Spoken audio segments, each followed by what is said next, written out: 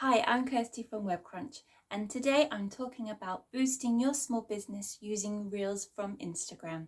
Now, Reels is a great organic way to grow your business on Instagram. So, my tip number one, note trending themes and how they fit your business. So what I mean by this, so when you're scrolling through Instagram Reels or TikTok, you need to get a regular occurrence on what is trending right there, because those are the platforms and the audios that's going to really push you up because more people are going to see it. So I advise going on TikTok mainly because this is where all the trending comes first. The Instagram tends to follow on a bit later after. So when you see a regular occurrence, like every couple of videos, you're going through Instagram or TikTok and you're seeing this same sound keep coming on, that possibly could be then a trending sound.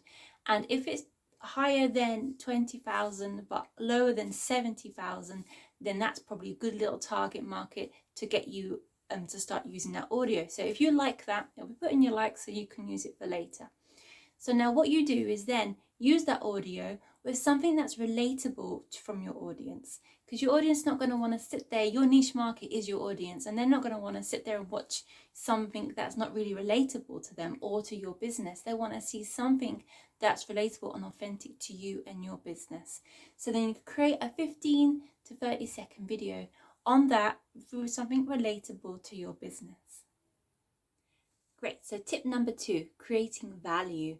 Now this might seem like a very broad term, but in terms, if you were your client, what would you want to see? What value would you want to see? What information, authenticity, what would you want to see from the person you're following? And it's the same for you when you follow other people that you're interested in different services or products. You want to see what it does, you want to see how it can help me and what are the benefits for me.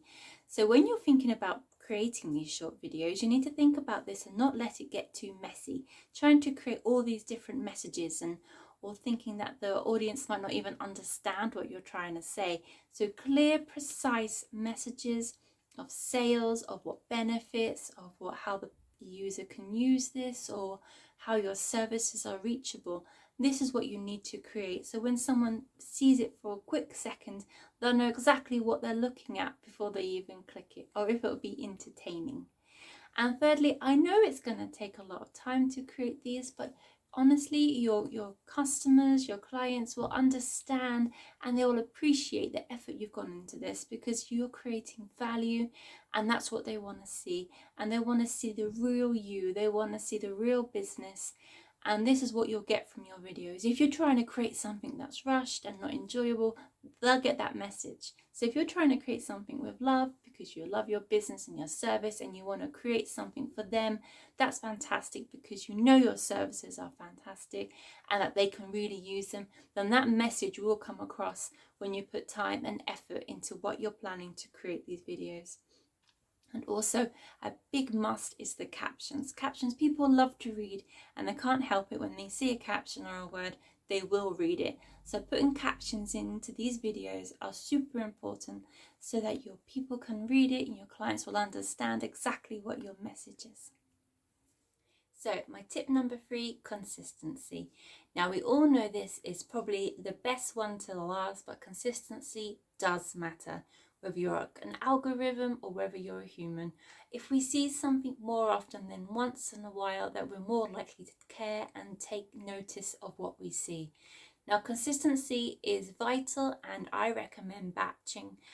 Batching videos can take a long time, but if you do schedule it into one day for a couple of hours where you've pre-planned some videos, then it can really help with the process. And especially when you are busy on other days, when you can just know you can pre-plan all those little scheduled videos out, and then your audience will keep consistently seeing you.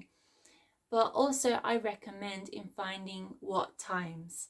So there's certain times on social media that our customers are on most likely, and then when we certainly post it on that very second, the algorithm will always give it that little bit of push much quicker, and then you're more likely that most of your audience will see it. Now if they're actually offline at the time when you post it, if you're doing it in a rush, if you're doing it at night or when everyone's asleep or early hours of the morning, it might not be prime time. So I do recommend experimenting at different points of the day to start with. Yeah, you can look at analytics from different social medias as they do have these options now, but I do recommend doing your own testing as well. I start at 9 a.m., do one about 12, and then one about 5.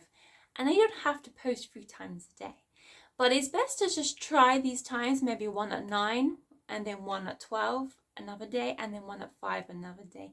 And you will see quite quickly at how your interaction and how your followers are watching these consistently, and then you'll know your answer straight away. But obviously do test from time to time, but I would take it as that would be a great start for your business.